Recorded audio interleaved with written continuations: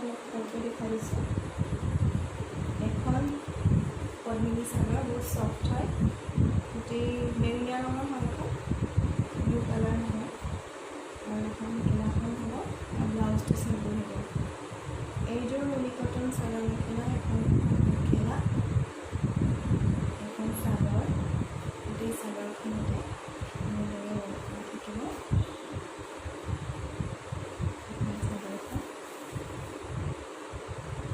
আৰু এইটো আছে আৰু ব্লাউজ পিচটো চিম্পল হ'ব। আৰু এতিয়া দেখাই আছোঁ এযোৰ মিক্স পাটৰ কাপোৰ।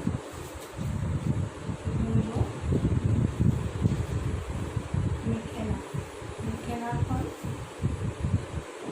ইয়ালৈকে থাকিব। খুলি দেখাই দিছোঁ মেখেলাখন। ছফ্ট হয় কাপোৰবোৰ, এখন পাৰ্টি ৱেৰৰ কাৰণে বহুত ভাল হয় কাপোৰযোৰ। এইটো ব্লাউজৰ পিচ